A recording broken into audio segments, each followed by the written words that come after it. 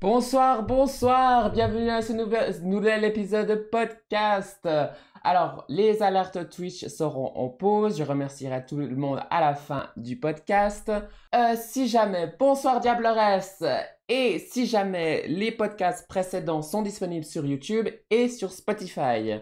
Il suffit d'aller sur ma chaîne YouTube et Spotify, vous tapez CM Podcast ou Elissa Fleur et vous retrouverez le podcast en question sur Spotify. Aussi, bonne nouvelle, je profite de petite annonce. Ce vendredi à 16h sortira l'épisode 9 de Dragatelois sur ma chaîne YouTube avec comme invité Vanessa Adams et ma fille Antea Needles. Donc ne manquez surtout pas d'aller faire un tour ce vendredi sur ma chaîne YouTube. N'hésitez pas aussi à popper des questions, vos réactions dans le chat. On est là pour ça. On aime vous entendre. On aime vous écouter et vos avis. Et on aime quand vous interagissez avec nous. Mais, qui sommes-nous ce soir, je vous demande? Je suis Sharon Spooky. Je suis Antea Needles et j'ai foiré mon micro. Je suis Missa Michaels et ça ne m'étonne pas d'Antea. Je suis Elissa Fleur et ensemble nous formons...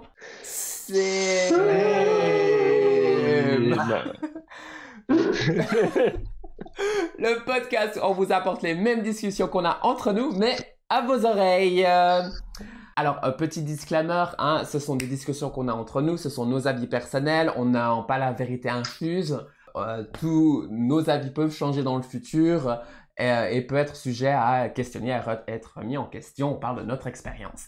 Et le thème aujourd'hui, c'est tout simplement préparer une performance. Et mis à part ça, Antea Needles, est-ce que vous pouvez me parler de vos premières performances? À quel point vous avez stressé? À quel point c'était la merde pour vous? Moi spécifiquement ou tout le monde? Tout le monde.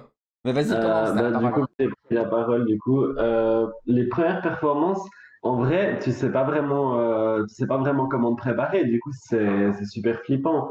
Bon, après, ça dépend quand même le contexte. Si t'es avec des personnes que tu connais, avec les drag queens locales et tout, en général, il n'y a pas de raison que ça se passe mal. Mais c'est vrai que la première fois, ça fait un peu overwhelming. Genre, tu sais pas trop. Comment vont réagir les gens. Tu te dis, est-ce que je vais avoir l'air ridicule? Ouais, tu te poses quand même beaucoup de questions. Et puis, c'est vrai qu'une fois que t'es pas lancé, ça a tendance à faire assez peur, ouais. Ouais, alors je vais rejoindre Antea. J'ai le même avis qu'elle. Au début, c'était toujours un petit peu compliqué. Et puis, de toute façon, à chaque scène, on apprend de nos erreurs. On se dit, ouais, c'était peut-être une erreur ce coup-ci. J'aurais pas dû faire comme ça. J'ai mal calculé ça. C'est très difficile la première scène parce qu'on s'attend pas trop à ce qu'on va devoir produire, à la réaction du public, à l'anticipation de la taille de la scène, par exemple, ou ce genre de choses. Et du coup, bonjour, c'est à mon Adieu. tour. Adieu! Alors, pour moi, qu'est-ce que je peux dire? Ma toute première performance, c'était pas sur une scène drague en plus, c'était dans un autre contexte. C'était quand même assez stressant. Après, c'est vrai que la première performance, bah, on a eu notre première performance en commun avec Sharon. Il y avait plusieurs artistes ce soir-là. Il y avait des chanteurs, il y avait des danseurs, il y avait nous. Et pour une première performance, ça s'est encore assez bien passé du fait que on avait notre mère et notre grand-mère drag qui étaient avec nous. Et pour la préparer, ben en fait, on l'a préparée ensemble. Notre toute première performance, on ne l'a pas fait seul, on l'a fait en famille. Pour prendre ses repères et puis bien débuter, je pense que c'était une bonne chose de faire ça. Et puis la seconde performance, on en parlera très certainement un peu plus tard. Oui. C'est clair que vous avez eu un idéal pour commencer. D'ailleurs, je veux juste dire un truc. Vous savez comment on appelle, comment elles disent les drag queens américaines, le nom qu'on donne à la première performance? What? Non. Ça a un nom en fait. Ça s'appelle la cherry pop. Ok, je savais pas du tout. Est-ce que c'est vraiment En ce fait, que je pense? Oui, c'est exactement ce que tu penses, Elissa. C'est parce qu'on te pop ta cherry. Genre, littéralement, on te fait sauter la cerise. Donc ouais, c'est un peu comme se faire déflorer, mais avec la scène. Ouais, c'est exactement ce que ça veut dire. D'ailleurs, il y a un film, Je l'avais vu sur Netflix il y a 1 an et demi, quelque chose comme ça. Peut-être il y a toujours, qui s'appelle Cherry Pop, où il y a dedans d'ailleurs, entre autres, Detox, je crois, il doit y avoir Mayhem Miller et puis l'actrice royale. Ah, Hmm. c'est le film avec le mec hétéro qui fait du drag. Exactement. Ouais, je vois, Qui je fait sa vois. première scène, justement. Ouais, ok, c'est un film que j'ai bien aimé, il était cool, il était cool. Un D'ailleurs, peu de mon Space Needle. côté, petite anecdote lors de cette première scène, personne l'a vu, heureusement, mais en plein milieu d'une chorégraphie, il y a un essai qui a sauté puis qui a atterri dans les coulisses. Heureusement, sur le coup, je l'ai pas remarqué, ça m'aurait tellement déstabilisé. C'est après coup qu'il y a des danseurs qui est venu une des danseuses, pardon, qui est venue me ramener mon sein en disant, ah, je crois que tu as perdu quelque chose. Mais heureusement, personne l'a vu et même la performance filmée en regardant par la suite, bon, c'est très discret, donc je suis plutôt contente. Toi, t'as eu un sacré bol. Mais c'est vrai que souvent, surtout dans les premières performances, tu sais pas comment bien accrocher, bien faire que les choses tiennent. C'est pas Mhm. rare qu'il y ait des perruques, des ongles, des seins qui volent. En général, ça part un peu dans tous les sens. C'est vrai. Mais même aux professionnels, hein, ceux qui ont de la bouteille depuis des années, ça leur arrive, hein. Oui, tout à Ouais, fait. mais je dis, sur une première performance, c'est pas rare de voir un peu la moitié de ce que la drag queen porte voler, quoi. C'est ça, tout à fait.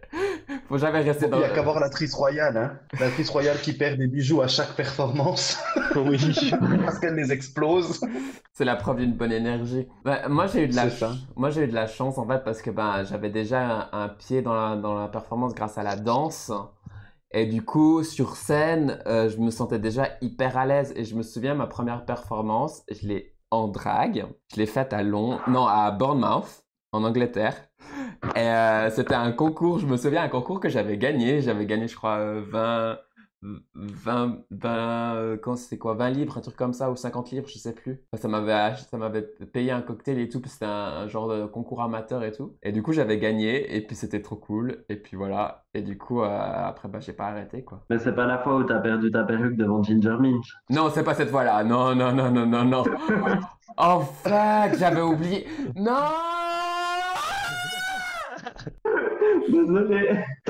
J'avais réussi à enlever Ah, et en plus, j'étais tellement immonde et tellement stressé. Je connaissais pas les paroles du lip sync et c'était immonde. Oh non! Alors, pour la petite histoire, c'était à Drag World et ils faisaient un petit concours de lip sync improvisé. Et puis, tu prends des gens du public qui venaient, puis il y avait une chanson, puis tu criais et tout. Puis, du coup, moi, j'avais été sélectionné par Ginger Minch. Et le problème, c'est que je me souviens, j'étais stressé et que j'avais changé de robe 30 secondes.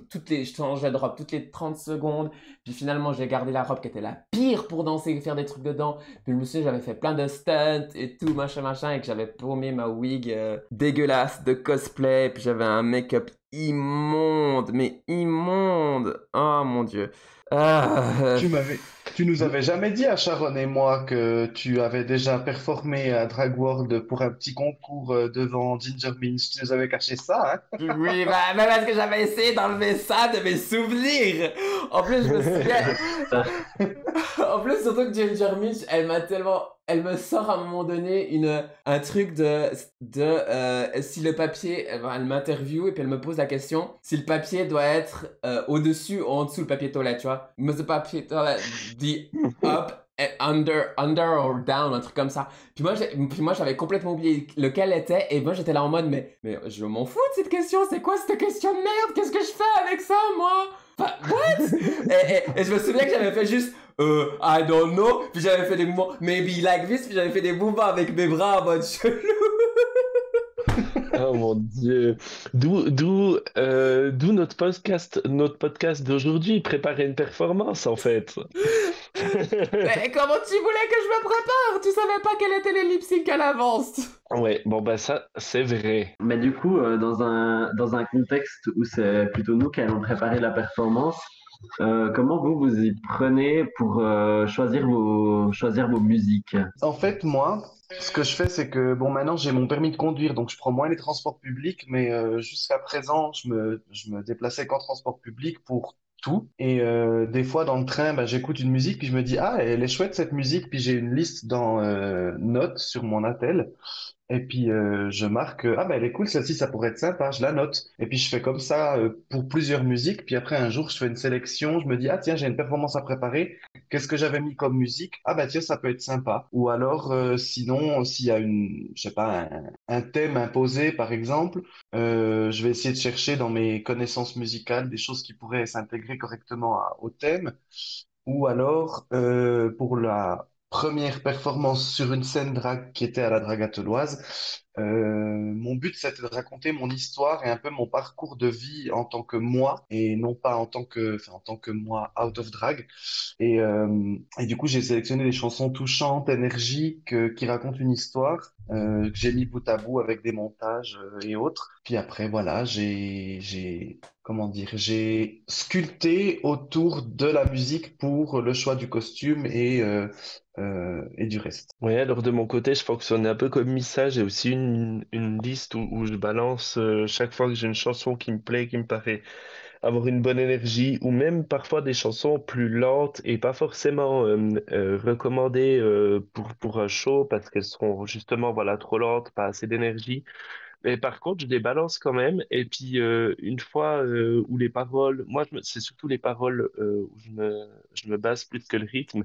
Puis après, je vais chercher des mix ou autres sur Internet si les paroles de la chanson me plaisent, mais pas forcément l'énergie qui s'en dégage. Et du coup, moi, ça me convient assez bien comme ça. Bah, Et Lisa, toi, tu fais comment? moi, c'est.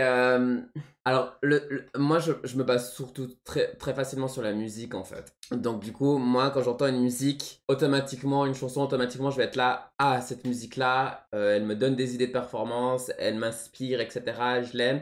Et du coup, bah, je fais comme vous, en fait, je la mets dans une playlist. Dans une playlist que je garde privée. Avec j'ai des kilomètres et des kilomètres de musique et puis du coup l'avantage c'est que comme ça dès que j'ai envie besoin de faire un thème etc bah en fait le premier truc que je fais c'est que je scrolle dans ma playlist et je regarde s'il y a un truc qui correspond au thème auquel j'avais déjà pensé puis je suis là en mode ah oui cette musique là elle était cool et du coup après je construis au fur et à mesure et après le plus dur dans une performance c'est que il faut pas seulement prendre une musique apprendre les paroles et parler du truc, parler de sa performance, parler de... Enfin, pardon. Il suffit pas de juste apprendre les paroles et c'est bon. Il faut penser à la chanson, il faut penser à la structure, il faut penser est-ce que ça va... est-ce qu'il y a trop ou est-ce qu'il n'y a pas assez comment est-ce qu'on raconte une histoire dans cette performance? Parce que sinon, bah, on va vite se faire chier, en fait. C'est clair. Moi, j'ai un peu une Et je pense... manière plus similaire que toi. Pardon, dis seulement. Non, non, non, non, vas-y, vas-y. Ok, ok. Du coup, je disais, moi, ma manière de faire, c'est aussi que ben, j'utilise principalement Spotify, où j'écoute toutes sortes de musiques vraiment de tous les genres, hein. Ça passe de l'électro au rock, il y a du rap, du strut, enfin un peu de tout. Et c'est vraiment, souvent, je suis en train de marcher, en train d'aller au boulot comme ça, et d'un coup, je me dis, oh, dans cette musique, il y a quelque chose que j'aimerais trop pouvoir faire sur une performance, ou alors je me dis, ah, telle musique, ça irait trop bien avec telle tenue ou telle idée que j'ai déjà eue d'un truc que j'aimerais faire pendant une performance. Et du coup, je la mets aussi dans une playlist que j'ai en privé, où il y a aussi un petit peu de tout, hein. Enfin, j'ai pas encore énormément de morceaux, mais il y a de tous les genres musicaux.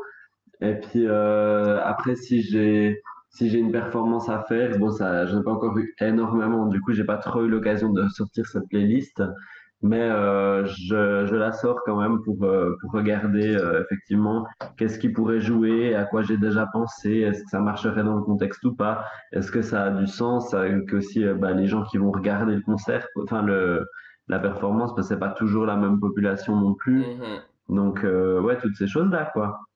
Mhm. Je pense que c'est une étape qui est primordiale parce que c'est ça qui va structurer toute la suite de la performance. Et si on fait un mauvais choix de chanson, ça peut nous bloquer complètement pour monter par la suite la performance.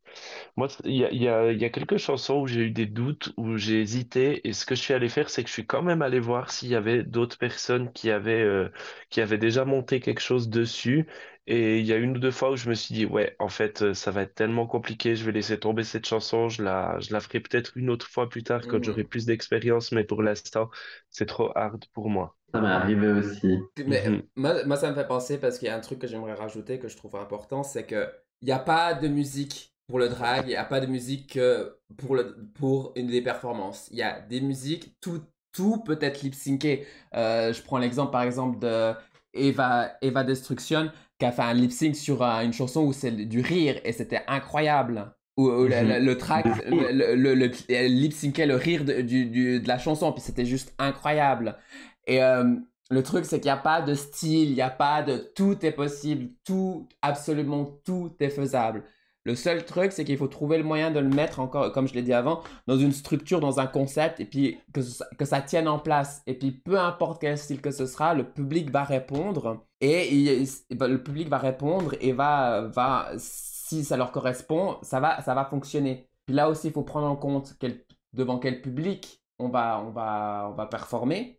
Parce que je veux dire, devant un public à la Dragatoloise ou dans une boîte de nuit ou à la Pride ou dans une soirée, je sais pas moi, une soirée bénévolat, etc. C'est pas les mêmes performances, c'est pas le même style que tu vas forcément faire. Enfin, tu peux faire tous les styles, mais tu as une approche et une réflexion qui est différente et il faut adapter ton contenu. C'est vrai que par exemple, une soirée récolte de fonds, comme on a fait une fois pour une petite fille qui avait besoin de soins, on va peut-être pas faire une chanson où on va se déshabiller, par exemple. Ouais, On va voilà. pas faire un truc cabaret, on va adapter, évidemment. L'autre chose que Elissa, tu nous as souvent dit, c'est faire attention aux chansons trop connues et déjà trop reprises. J'allais dire. Parce qu'en fait, le truc. Alors, quand on a de la bouteille et puis qu'on sait ce qu'on fait, aucun souci, t'as envie de faire une chanson connue, tu te fais plaisir. Par contre, quand tu commences une performance, moi, quand je vois une nouvelle queen qui arrive et qui fait de l'Ariana Grande, du Lady Gaga, je suis là en mode. Bah déjà, il faut partir du principe que ta performance, elle sera probablement pas géniale, que tu le veuilles ou pas parce que tu es débutante et ça c'est normal, il n'y a rien de mauvais, c'est juste comme ça, on est tous et toutes passés par là.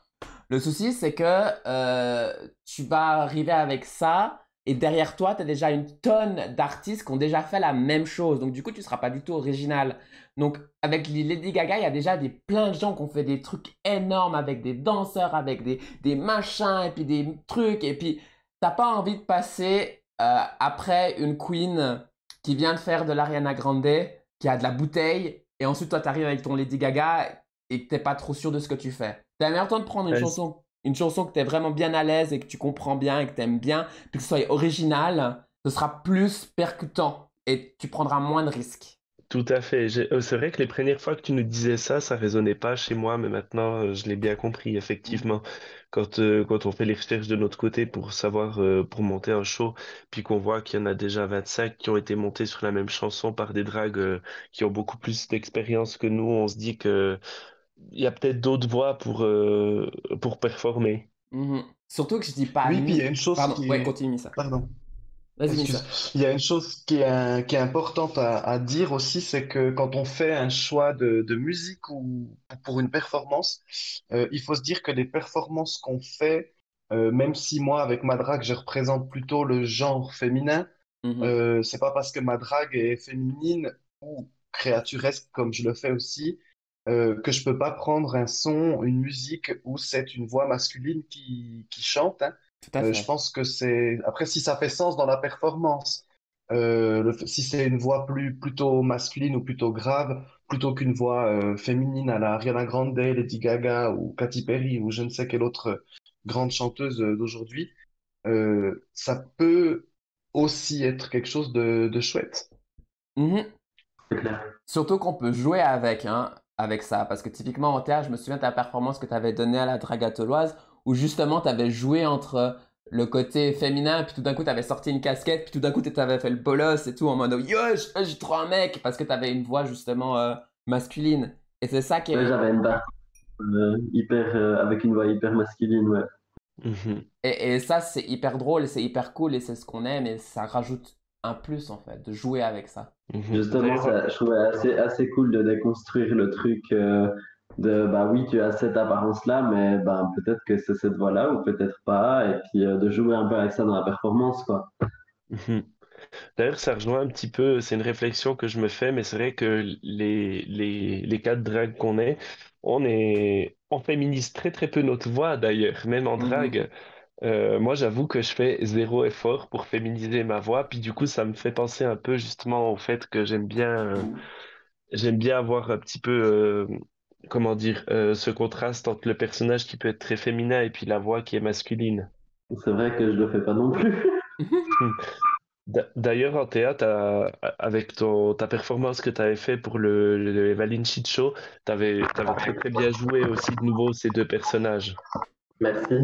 Puis pour la suite, comment est-ce que vous voyez une fois que vous avez sélectionné vos chansons, comment est-ce que vous faites le montage audio? Ça se passe comment de votre côté? Alors, moi, il y a un truc, un des premiers trucs que j'ai envie de dire, parce que moi, j'ai vu des débutantes le faire, c'est que lorsque vous préparez votre performance, ayez votre fichier audio, s'il vous plaît.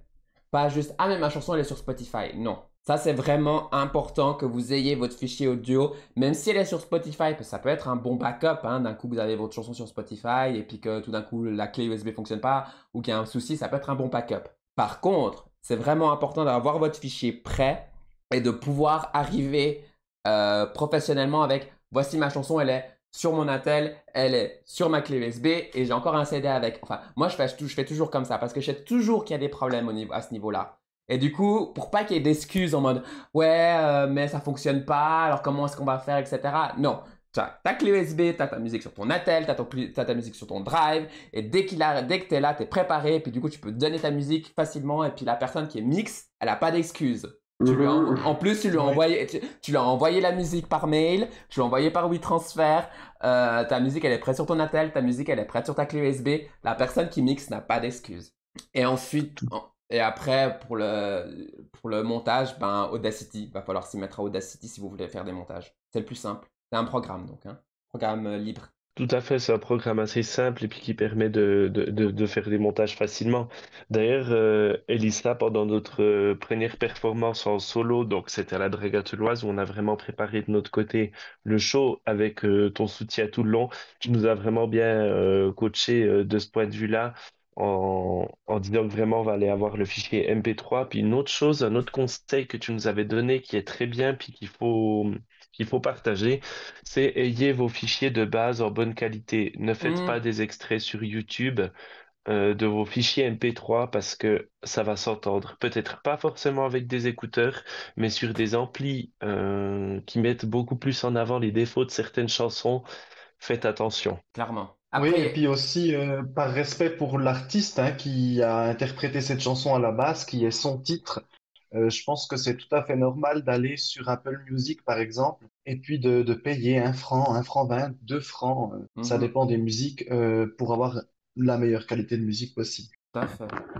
L'exception, c'est où je pense que tu peux te permettre des fois d'aller de télécharger des audios sur YouTube, c'est quand c'est du parler ou quand c'est des choses des extraits, des petits extraits par exemple de films, etc.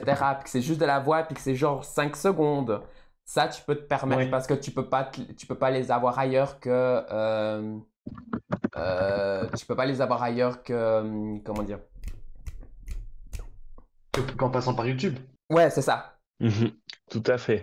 Après, des choses Après, aussi, ça pas dépend forcément toujours des de voix, quoi. mais si par exemple tu veux un, pardon, si par exemple tu veux un bruit de pluie ou un bruit de tonnerre ou des choses comme ça, alors suivant le mix que tu as et puis la personne qui est au mixage, c'est des sons qu'ils peuvent rajouter avec les tables de mix, mais ça demande plus de boulot pour eux aussi. Mhm. Donc autant que tu arrives avec ton fichier audio, puis à tel moment il doit y avoir un coup d'éclair, tu vas sur YouTube, coup d'éclair, tu récupères ton coup d'éclair et puis tu l'utilises, quoi.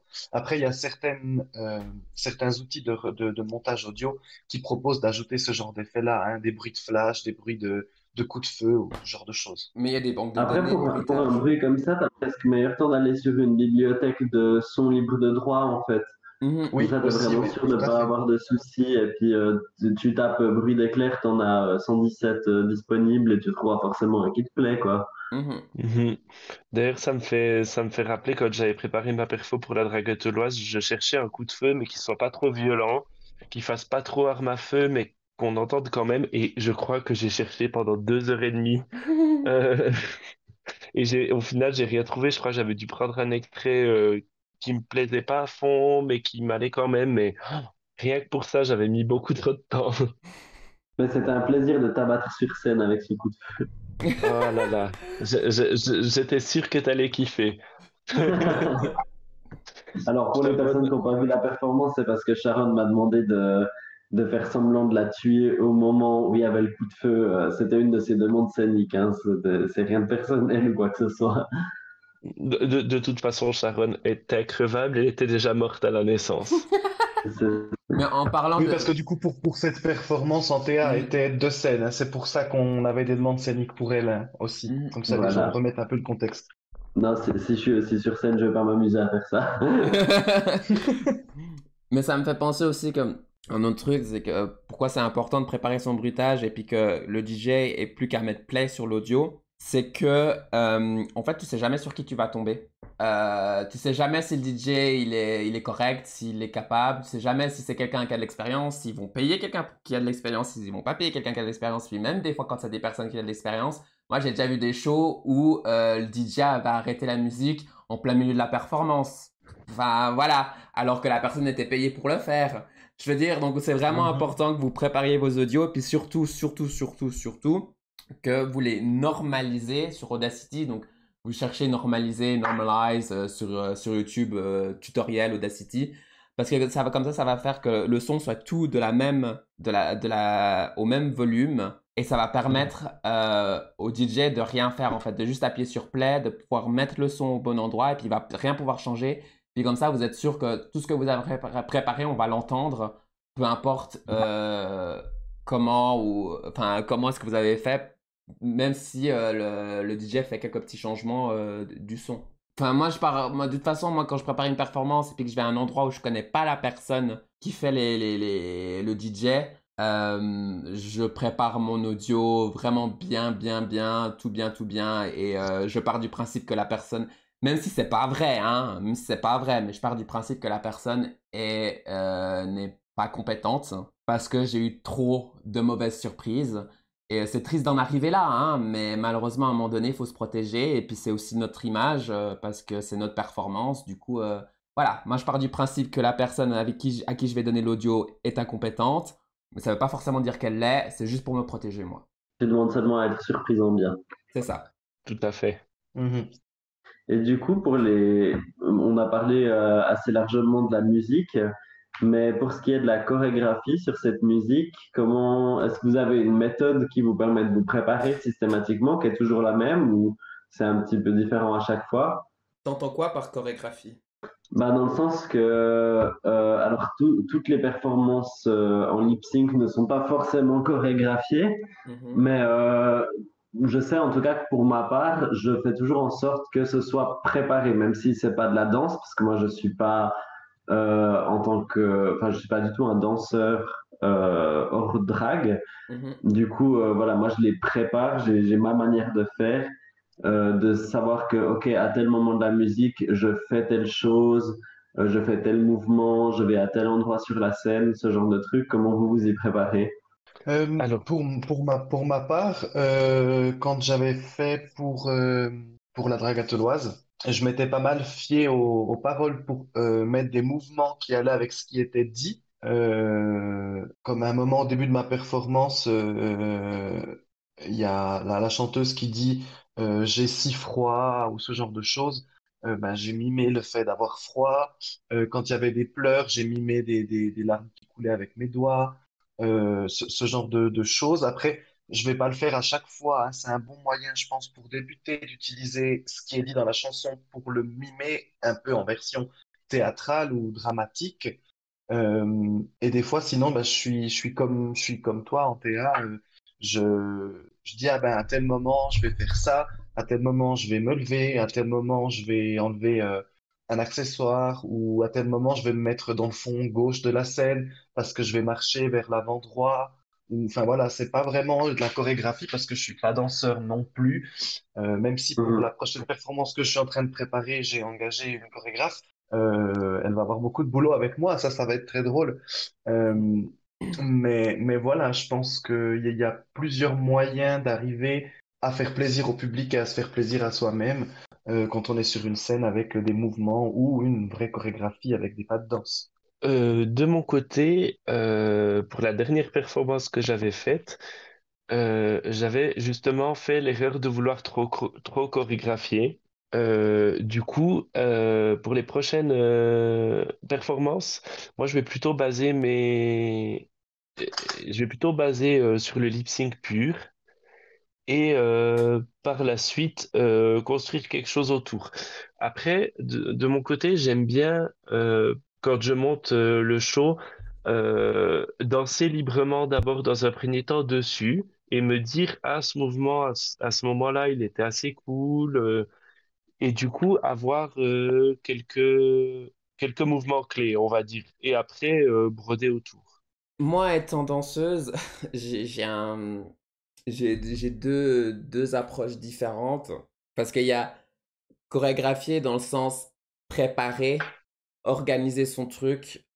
Et ça, je pense que quand on débute et qu'on n'a pas l'habitude des performances et qu'on n'est pas danseur, danseuse, d'avoir des points de repère, c'est le mieux. C'est de se dire, alors moi, je veux, ce qui est important dans ma performance, c'est ce point-là et ce point-là. Et puis de se prendre genre trois points importants, puis ensuite de refaire et encore de refaire, de refaire et de refaire la performance encore et encore et encore et encore et encore. Et puis après, comme ça va évoluer et puis on va réussir à avoir quelque chose de bien.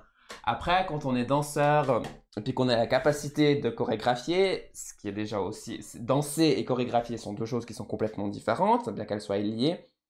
Donc, je pense que quand on est danseur, c'est bien d'avoir aussi une certaine chorégraphie, un certain canevas. Et après, le problème avec la chorégraphie, c'est que ça peut, dans le stress, on peut vite l'oublier. On peut vite perdre les moyens si on n'a pas l'habitude de ce genre de choses. D'où l'importance de vraiment évaluer ce qu'on est capable ou ce qu'on n'est pas capable, quitte à laisser passer des choses de côté. Et dans tous les cas, il faut répéter, il n'y a pas de solution que de refaire et refaire et encore refaire, refaire jusqu'à ce que ce soit... Enfin, moi, je ne sais plus où est-ce que j'avais entendu ça, mais un amateur le fait jusqu'à ce qu'il y arrive, ce qu'il puisse y arriver, qu'il arrive enfin. Un professionnel le fait jusqu'à ce qu'il ne puisse plus le faire faux. Ouais, pas mal. Mhm. Ouais, moi, je rejoins pas mal ce que tu as dit, surtout sur, bon, moi, voilà, pas, en dehors du fait que moi, je suis pas du tout danseur, du coup, mais le fait que si tu prépares ta performance à 100%, où tu sais exactement qu'à tel moment tu fais ça, il suffit que tu te prennes un peu, ça, mais ça peut virer en une seconde, que tu te prennes la tête juste une seconde, et d'un coup, tu as le trac qui monte et tu sais plus ce que tu dois faire. Et ça, je l'ai vécu à une performance où j'étais vraiment sûr de moi. Je savais ce que j'allais faire. Ma performance, elle était on point. Vraiment, je pouvais pas la louper. Je la connaissais sur le bout des doigts. Je suis arrivé sur scène. Il y a eu les lumières qui se sont allumées et je me suis dit, oh merde, qu'est-ce que je fous là? Du coup, ouais, moi, j'ai une manière de, enfin voilà, je me suis dit, peut-être là, en fait, j'avais trop voulu calculer qu'est-ce qu'il fallait faire à quel moment de la performance. Mais concernant ma préparation, en général, maintenant, je me laisse un tout petit peu plus de liberté quand même. Ce que je fais, c'est que j'ai choisi ma musique, j'ai fait éventuellement ma modification avec mon audio et tout. Et puis, je le mets sur ma box dans une pièce chez moi. Je me mets en talons. Le minimum que je fais pour réviser, c'est talons et perruque pour voir comment je vais bouger. Est-ce que les cheveux vont me venir dans les yeux? Est-ce qu'il y a certains gestes qui vont être difficiles à faire avec les talons, vu que j'en porte pas non plus très souvent. Du coup, je fais toujours ça comme préparation. Et puis, voilà, j'ai mon petit canevas. En général, j'ai une feuille où j'ai écrit plus ou moins ce que j'ai prévu de faire à quel moment. Et puis, ce que je fais que je trouve assez important, c'est quand même de, au moins une ou deux fois dans la révision, se filmer pour juste se regarder puis se dire ok, là c'est bien ce que je fais, ça rend bien avec la chanson et tout, ou alors peut-être ben, à ce moment-là on comprend pas ce que je fais, ou peut-être ce geste, ben, pour moi il avait l'air beau, mais en fait vu depuis le public ça rend rien du tout, ça arrive aussi. Du coup ouais, moi j'ai cette manière de faire, puis c'est vrai que je regarde aussi comme Sharon disait, je regarde quand même si les chansons que j'ai envie de faire ont déjà été performées, s'il y a déjà des gens qui ont fait des performances. De base, je m'étais dit une fois que je voulais pomper deux ou trois moves, mais finalement, je l'avais jamais fait.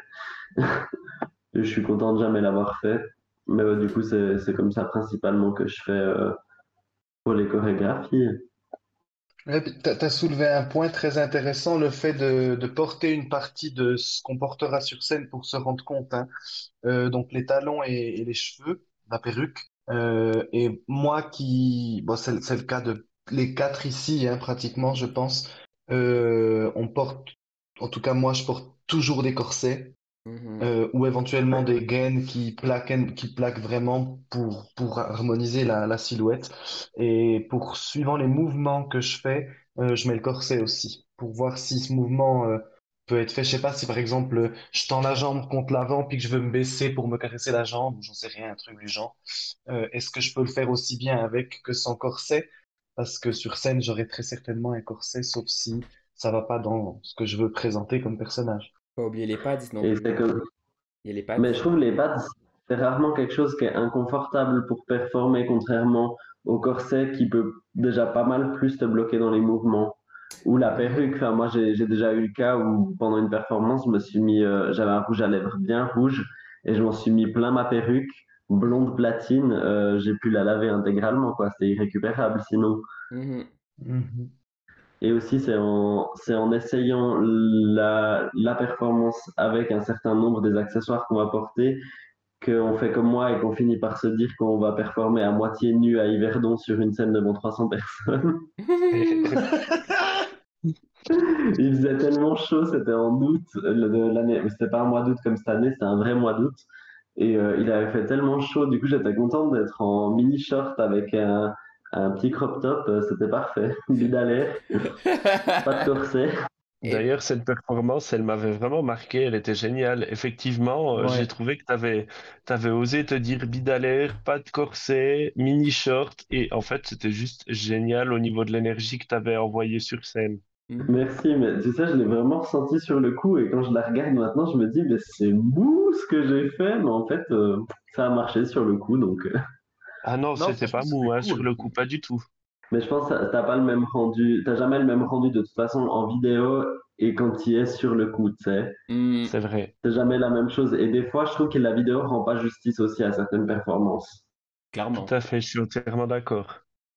Au niveau dans une performance aussi, ce qui est important de se dire quand on prépare une performance, bah déjà s'il y a un thème ou autre, puis comme tu l'as dit avant, Théa, le public qu'on aura, et puis savoir si on veut transmettre, quelle émotion on veut transmettre, la joie, la tristesse, est-ce qu'on a envie de raconter une histoire, est-ce que on a envie de passer pour une grosse... enfin voilà, On parle en restons connaissance de polis. cause. Oh, Oui, ça j'allais va, dire, hein. est-ce qu'on a envie d'être Missa ou pas? Et on se calme. Et Non, puis comment effectivement, vous c'est préparez votre lip important. sync, les filles, sinon? Aussi. Mm, Pardon, Sharon, je t'ai coupé, tu disais. pour le lip sync, j'ai des vidéos sur TikTok par rapport à ça parce que à chaque fois ça me fait du mal quand je vois ces drag queens qui font leur lip sync et puis t'es là en mode tu sais pas ton lip sync, il y a pas ce qui suit et le lip sync c'est pas comme le chant où tu peux te permettre de faire ce que tu as envie avec ta voix en fait. Le lip sync, t'as une bande son et t'es obligé de suivre la bande son, t'as pas le choix. Et même si la voix elle fait une note plus longue que ce que toi t'aimes, tu dois quand même faire cette voix plus longue, cette note plus longue et point. Parce que c'est l'audio, parce que c'est comme ça, parce qu'on doit croire que c'est toi qui chantes. Et Mhm. du Mhm. coup, c'est vraiment, vraiment important de bien apprendre ses paroles et de bien écouter la musique, la chanson, etc. encore et encore, pour vraiment, vraiment, vraiment le faire correctement. C'est vrai que du point de vue du lip sync, en tout cas au niveau des paroles, c'est pas quelque chose où on a beaucoup de liberté. Il y aura peut-être beaucoup plus de liberté au niveau de l'interprétation si on veut le faire théâtral, si on veut le faire à la manière d'un concert, si on veut le faire Mhm. à la manière d'un clip où c'est plus doux. Mais c'est vrai que de manière générale, au niveau du rythme, bah, de toute façon, on a zéro marge, on est obligé de suivre ce qui a été fait. Sauf si après, t'es un grand malade ou une grande malade et que tu retouches ton audio à tel point que tu peux changer le rythme parce que tu as le niveau pour le faire. Tout à fait. Oui, tout à fait. Le niveau de connaissance, on retouche, hein, je dis bien, hein. Mais voilà, mais en Je tout cas, parle pas du niveau scénique. moi, c'est vraiment le premier truc qu'on regarde dans un lip sync, c'est est-ce que tu sais ton lip sync, est-ce que tu sais tes paroles. C'est le premier truc qu'on va regarder, c'est le premier truc qu'ils voient. Et si tu ne le sais pas, ça se voit, mais d'une puissance, c'est c'est Non, mais c'est violent. clair. C'est violent. Du coup, il faut vraiment Après, pas mal apprendre on ses a paroles. toutes et tous des techniques différentes, hein. Je sais que nous, on a une membre de la famille drague avec Sharon, et c'est pas la seule, hein. Sharon le fait aussi de temps en temps, suivant les paroles. Euh, pour être plus dedans, il y a des personnes, pour autant que ça s'entende pas dans le public, qui murmurent leur lip sync comme s'ils le chantaient, mais sans faire sortir de son, juste en chuchotant très légèrement pour certains mots ou certaines actions à montrer de manière plus fidèle, peut-être. Mhm. C'est une super technique pour certaines personnes, surtout les personnes débutantes. Parce que comme ça, de toute façon, la musique, elle est tellement forte qu'on va pas t'entendre chuchoter. Donc, Non. au final, ben, si tu chuchotes et puis que tu chuchotes tes paroles puis que ça t'aide à être dans le rythme et que c'est un moyen qui t'aide, et certaines personnes, moi personnellement, ça m'aide pas, mais je sais qu'à certaines personnes, ça aide vraiment et je trouve que c'est une très bonne technique. Moi, Ouais, je moi, le ça fais pas non m'aide. plus, par exemple. Alors moi, ça m'aide énormément parce que j'ai un peu de peine avec la coordination entre la choré ou en tout cas ce qu'on a préparé au niveau des mouvements sur la scène, plus le lip sync. J'ai des fois de la peine et le fait de le chuchoter, ça me permet de pas louper le fil en fait. Et par la Et suite, les filles, quand vous construisez une performance, une choré, est-ce que vous pensez au reveal autant de tenues que de wigs? Est-ce que vous vous dites d'office, je veux faire un reveal ou pas? Je sais que Missa, c'est quelque chose d'assez important pour toi. oui, c'est vrai.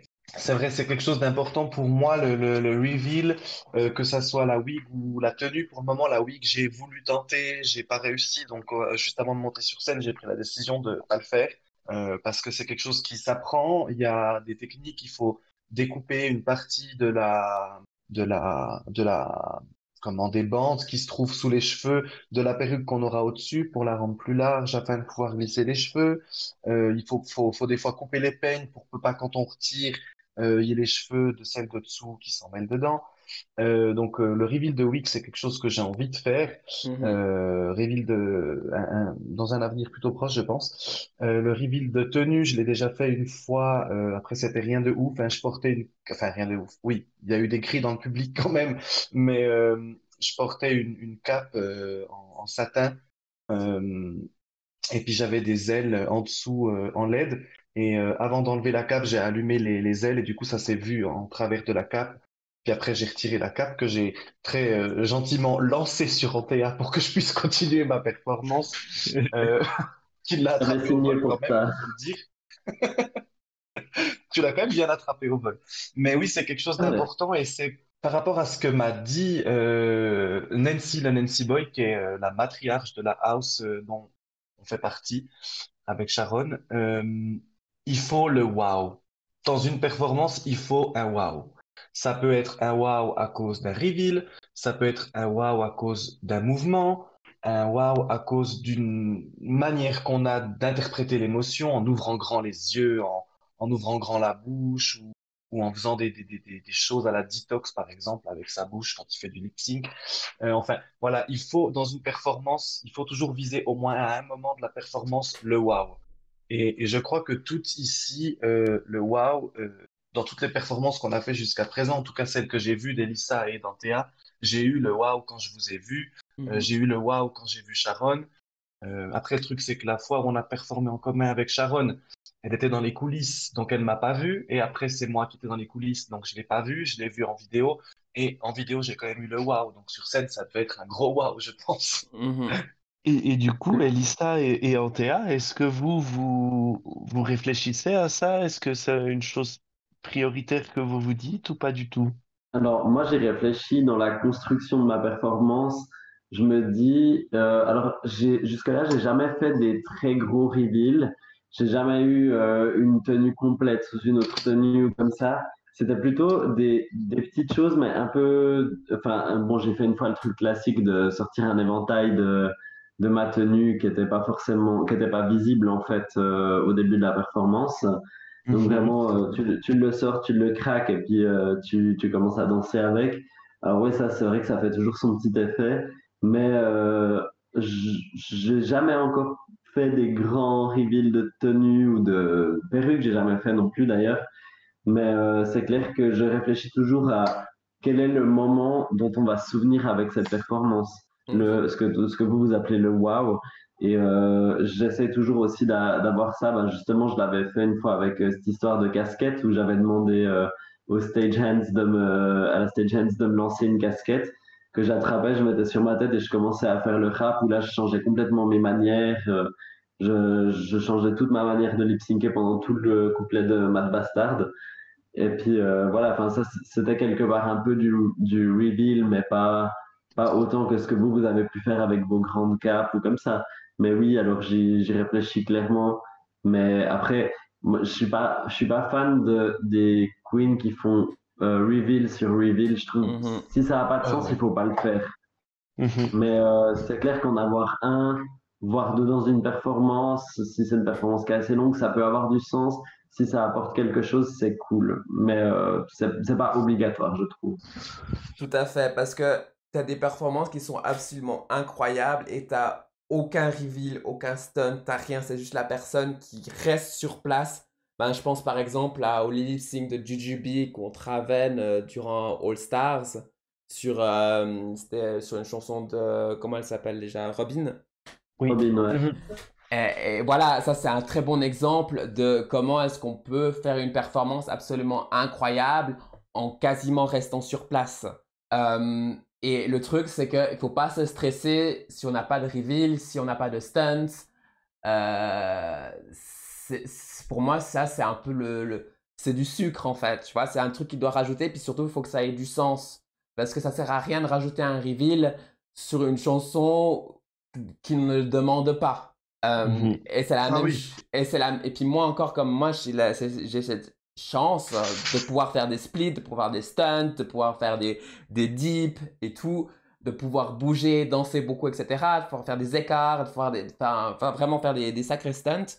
Moi, je sais qu'il faut toujours que je fasse attention, pas que ça devienne l'unique chose de ma performance et que les gens et qu'il y ait que ça dans ma performance. Il faut que les stunts arrivent au bon endroit, au bon moment, pour la bonne raison et pas parce que sinon c'est chiant, parce que sinon on s'y attend en fait, parce que sinon au bout d'un moment on va se dire oh mais c'est encore une drag queen qui fait un grand écart, oh putain, voilà. Il Mhm. faut vraiment que ça vienne au bon moment, sur le bon temps, au bon endroit, puis que ça ait du sens et que ça rentre vraiment dans la musique, que ça suive en fait. Et parfois même il y a des chansons qui sont très très énergiques par moment où je fais de la danse, etc. où je fais pas forcément des splits parce qu'il n'y a pas besoin. Donc c'est vraiment, Mhm. il faut vraiment savoir. Et puis aussi ça dépend aussi quel public on a en face, parce que certains publics vont être hyper réceptifs à ce genre de split. Typiquement les publics qui connaissent plus ou moins les drags et qui aiment être étonnés, mais il y a certains publics, ça va juste leur dire oh ouais c'est cool. Donc c'est Juste vraiment, voilà. pour notre audience, Elissa, split, stunt, deep, on Ah n'est ouais. pas tous forcément habitués au terme. Alors le split, en fait c'est le grand, moi ce que j'appelle le split c'est donc le grand écart.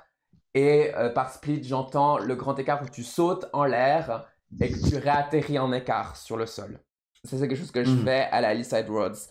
Le dip, c'est quelque chose qui vient de la ballroom du Vogue, de la danse du Vogue, et qui est malheureusement à tort appelé Death Drop, qui est en fait un dip, c'est quand on est en hauteur, en fait, on est debout, on appelle ça un dramatic dip. T'es debout, puis tu tombes en fait sur le dos avec une jambe tendue et une autre pliée. Puis c'est assez impressionnant quand c'est bien fait, quand c'est vraiment bien fait. C'est très impressionnant quand c'est bien fait. Du coup, voilà, ça c'est un dip, dramatic dip. Et le stunt? Stunt, ah ouais, et stunt, c'est tout le reste en fait. Ça peut être des pirouettes, ça peut être des roues, ça peut être des roulades, ça peut être, Ok, enfin, tout et n'importe quoi plein de choses. qui est physique, on va dire, qui est physique.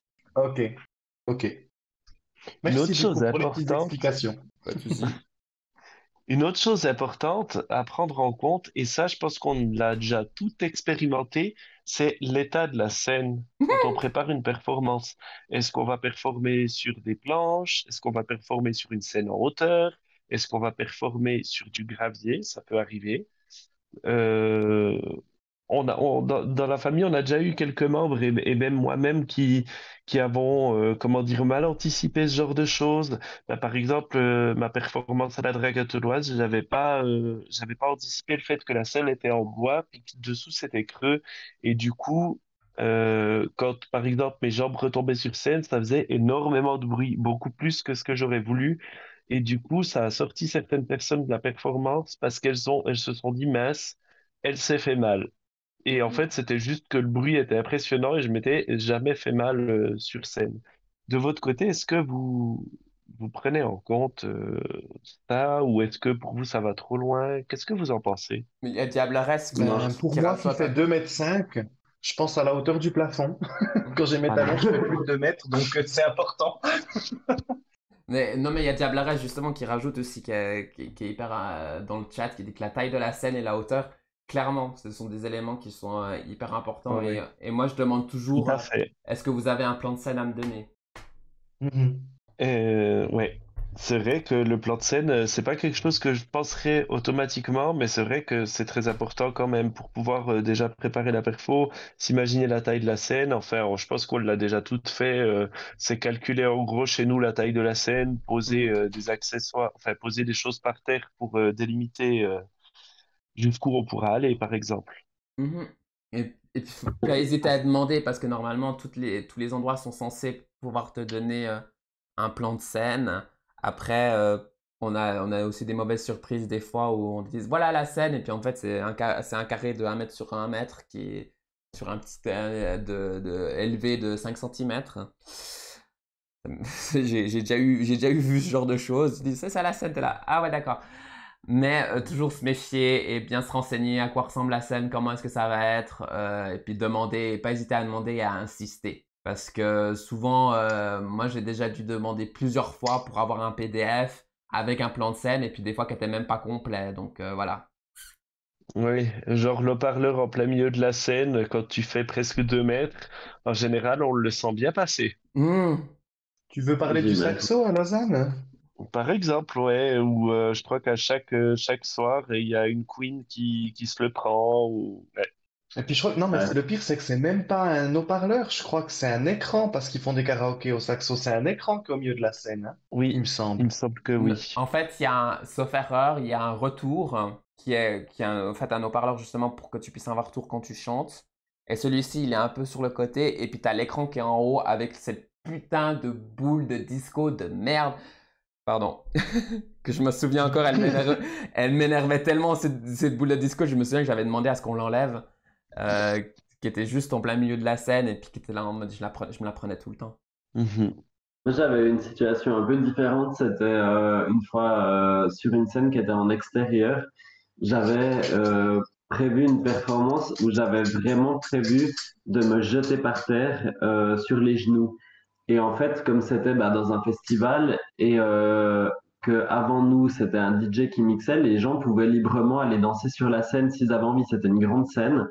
Et du coup, moi, la crainte que j'avais, en fait, c'est il y a du chenille sur la scène, qu'il y a par exemple aussi des capsules de bouteilles ou des choses comme ça, où j'aurais pu me blesser, en fait, ou simplement du verre cassé, où j'aurais pu me blesser, du coup, en roulant par terre, en me sautant sur les genoux, parce que j'avais vraiment prévu toute une partie comme ça.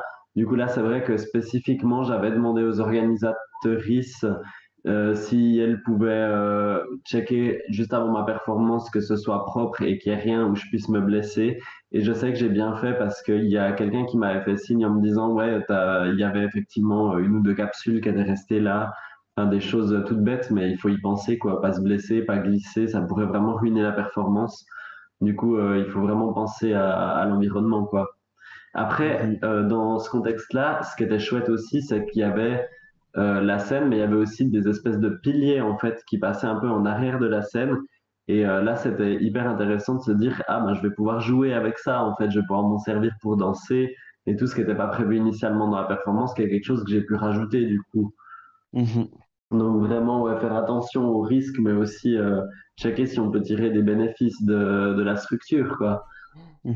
Et, En parlant des risques, c'est effectivement aussi adapter les talons parce que des talons aiguilles sur une scène avec des planches un peu usées, par exemple, c'est jamais une bonne idée. Mhm. Notre très chère grand-mère Yuni Monokini, princesse Yuni Monokini, en a fait les frais lors d'une drague attelloise, pas pendant sa performance, mais pendant les salutations où malheureusement un de ses talons s'est bloqué entre les planches et elle est tombée très gracieusement sur son arrière-train. Heureusement, comme c'est une grande professionnelle, elle a tout de suite pu rebondir et elle a réagi tout à fait comme il fallait avec l'humour. Il a Mais mérité, elle a écarté les jambes. C'est vrai. par contre, en TA, je me permettrai pas trop de dire des choses parce que je crois que une bonne partie du public a vu ton popotin quand tu repartais dans les coulisses. Bah, il fallait quand même qu'ils aient un bon souvenir vu que j'étais pas sur scène. Non, effectivement, à une dragateloise, j'étais pressé, je faisais des allers-retours entre la scène et les coulisses pour nos chères princesses artistes. Et du coup, j'avais pas capté qu'il y avait une toute petite marche derrière le rideau qui menait aux coulisses. Évidemment, mon talon s'est pris dedans, je suis parti en avant. Alors, il n'y a pas grand monde qui a remarqué dans le public, mais il y a quand même une personne qui est venue me dire, c'est moi ou tu t'es cassé la gueule, mais vraiment violemment juste avant le début du show. J'ai atterri dans le piano qui était derrière les coulisses. Enfin, ouais, c'était un grand moment. Surtout que vous qui étiez tout en coulisses, vous m'avez juste vu arriver en tombant. Ah oui, non, mais nous, on était catastrophés en coulisses à part ça. Parce que les coulisses donnent sur le côté du couloir et Mhm. on t'a vu vraiment te prendre le piano. Heureusement, tu sais tomber. Puis je crois que tu t'es pas fait plus mal que ça. Mais Non, rien d'ailleurs, du tout. cette petite marche à la con, c'est elle qui a aussi flagué mon talon juste avant de monter sur scène. À mort les marches. Ouais, à mort les marches, je suis d'accord. Mhm. Là, dans ces trucs-là, il y a deux choses aussi, c'est que les talons, en fait, de toute façon, tu as des talons pour poser, puis tu as des talons de danse. Donc tout ce qui est avec plateforme, c'est bien pour poser, c'est cool si on bouge pas trop, etc. Par contre, si on veut commencer à faire des mouvements et danser, utiliser des plateformes, je déconseille très fortement si on n'est pas habitué à danser. Surtout si on n'est pas Mhm. habitué à danser. Et vaut mieux être sur des talons qui n'ont pas de plateforme, qui ont aussi un talon assez épais, mais pas forcément besoin qu'il soit immense, mais quand même relativement épais. Et puis un autre truc aussi qui est très important, c'est que votre santé et votre sécurité passent avant tout. C'est vraiment Mhm. important de bien se chauffer, de bien se préparer, surtout si on fait des splits. Parce que moi, j'ai une sœur drague qui une fois a voulu faire un split pour se la péter et tout, etc. Et puis elle s'est retrouvée à l'hôpital les jours qui ont suivi. Et quand je lui ai demandé, mais tu t'étais chauffé? Elle m'a dit, non, mais je là, bah, Je chauffez-vous. Ben me, je, voilà. je me reconnais un petit peu là-dedans. Malheureusement, j'ai aussi voulu taper un split chez une amie, effectivement un peu alcoolisée. Je l'aurais pas fait, je pense sans alcool. J'ai Mhm. fait le split et quand je suis arrivé, quand j'ai voulu me relever, j'ai entendu mon muscle qui a fait clac clac sur le coup. Pas plus de douleur que ça. Le lendemain, déchirure enfin une fente depuis le milieu de la fesse jusque derrière le genou. Donc, effectivement, chauffez-vous, faites très attention, comment dire, essayez pas de crâner, surtout quand vous êtes alcoolisé puis que vous savez qu'il y a un petit peu d'inhibition. Voilà. Les applaudissements du public ne valent pas votre santé. Non, tout C'est à ça. fait, entièrement d'accord. Ni le paiement que vous recevez, suivant où est-ce que vous performez d'ailleurs. Peu importe le paiement que tu... Ouais, clairement, et puis peu importe le paiement que tu reçois.